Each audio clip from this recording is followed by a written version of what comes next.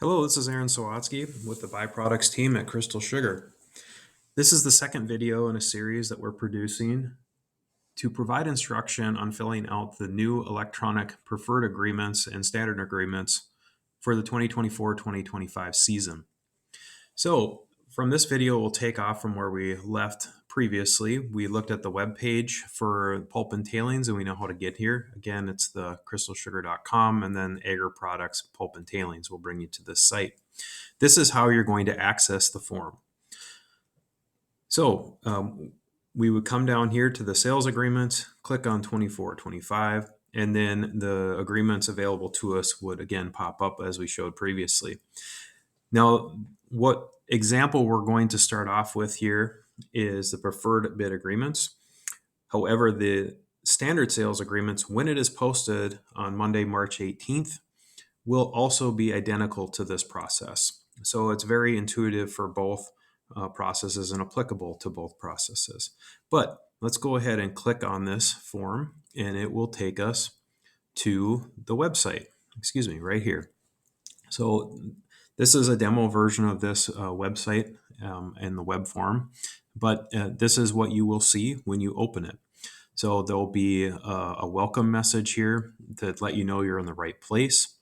It'll have some information down here to say, please use this form if you want to bid to receive preferred status for press pulp and or tailings.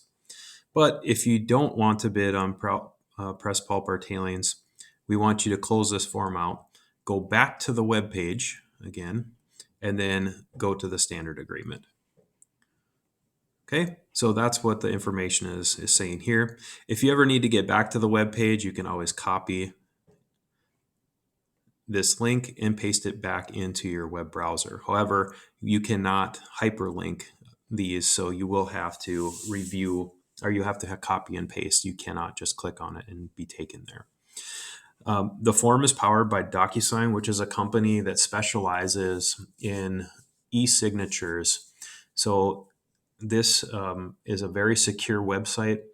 Your data is not going to be shared with DocuSign. It'll be retained by American Crystal for the sole purpose of filling out this form.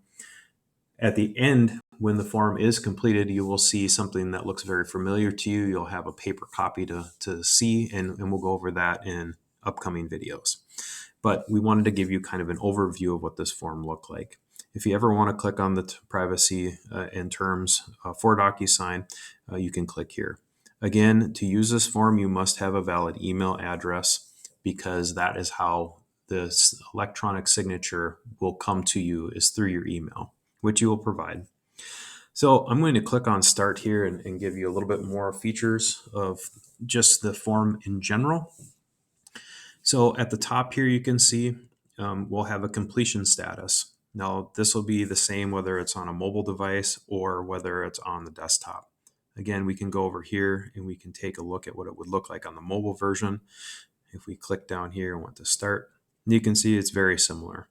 And you can scroll up and down here just like you would on your with your fingers on your mobile device or with a mouse on your computer. So either or will work.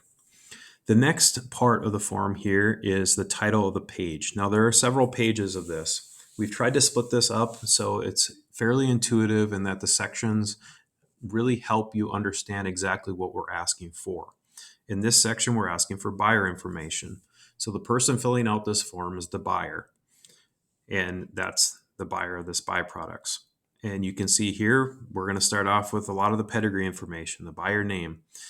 So you can see there's a little red asterisk right here. That means that this is a required field. You can see this field down here does not have a red asterisk in it. So that is a difference between the field names. You can also see below the title of what we're looking for, there's also what we call a tooltip. So in this case, the buyer name, this is the legal name of the business or the person purchasing byproducts. So if I purchase byproducts under my own name, it would be Aaron Sawatsky. I would put here, if I put them, like say I'm a business name, I'm in charge of ABC Haulers, that's who I purchase byproducts under, that's what the buyer name would be here.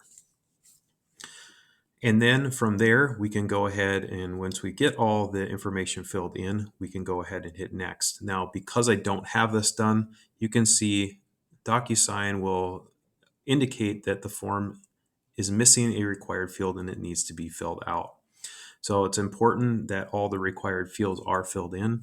This is another major step forward for us as far as data collection goes, because this will allow us to make sure we're getting all the pertinent information we need to secure your bid on time and process it correctly.